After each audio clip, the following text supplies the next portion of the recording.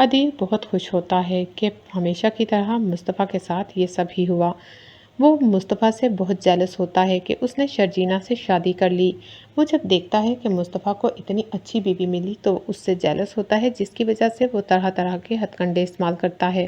دوسری طرف رباب حسد کرتی ہے کہ اس کا شوہر شرجینہ کو مس کرتا ہے یا پھر وہ اس میں دلچسپی لیتا ہے۔ وہ کمپلیکس کا شکار ہو جاتی ہے۔ وہ سوچتی ہے شرجینہ بہت خوبصورت ہے اور بہت انٹیلیجنٹ بھی ہے، کہیں میرا شوہر اس کے پیچھے ہی نہ لگ جائے اور وہ اس سے شادی نہ ہونے پر افسردہ ہی نہ ہونے لگے اور پچھتاوا ہی اسے نہ ہو۔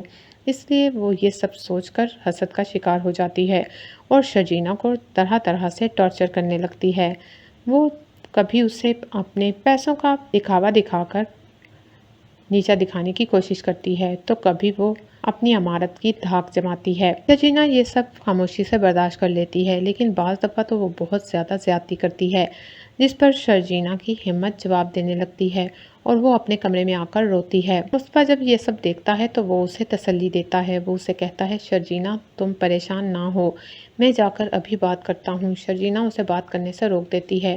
وہ سوچتی ہے کہ مصطفیٰ ان سب سے لڑائی کرے گا اور اسے کسی طرح بھی گوارا نہیں کہ مصطفیٰ اپنی فیملی سے لڑائی کرے یا اس کی فیملی اسے برا جانے، اس لیے شرجینہ اسے روک دیتی ہے۔ مصطفیٰ شرجینہ کو کہتا ہے شرجینہ تم بہت کچھ برداشت کرتی ہو، پتہ نہیں تم کس طرح کی لڑکی ہو، اگر میں تمہاری جگہ ہوتا تو سب کو سیدھا کر دیتا، سب تمہارے ساتھ اتنی زیادتی کرتے ہیں، رباب کو اتنی اہمیت دیتے ہیں، اس سب کے باوجود بھی تم یہ سب کچھ برداشت کرتی ہو اور الٹا مجھے بھی نہیں بولنے دیتی، اگر تم مجھے بات کرنے دو تو میں ان سب کو سیدھا کر کے رکھ دوں۔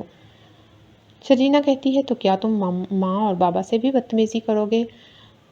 مصطفیٰ کہتا ہے بدتمیزی کی بات نہیں، وہ جب تمہارے ساتھ زیادتی کرتے ہیں تو مجھ سے دیکھا نہیں جاتا، میں ان سے بات کرنا چاہتا ہوں، انہیں بتانا چاہتا ہوں کہ وہ یہ سب کچھ غلط کر رہے ہیں۔ شرجینہ کہتی ہے مجھے یہ کسی طرح بھی گوارا نہیں کہ تم اپنے پیرنٹس کے ساتھ بدتمیزی کرو، اس لیے بہتری اسی میں ہے کہ تم خاموش رہو، شاید انہیں کبھی احساس ہو ہی جائے۔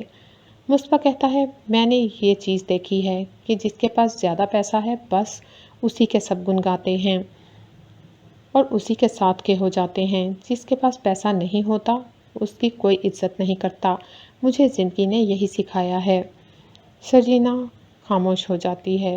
وہ کہتی ہے ایسی بات تو نہیں۔ مصطفیٰ کہتا ہے شرجینہ تم نہیں جانتی، رشتے بھی صرف پیسے کی ہی عزت کرتے ہیں، میں یہ سب کچھ جان چکا ہوں۔ شرجینہ مصطفیٰ کو دیکھ کر سوچ میں پڑ جاتی ہے اور سوچتی ہے کہ مصطفیٰ سچ ہی کہہ رہا ہے۔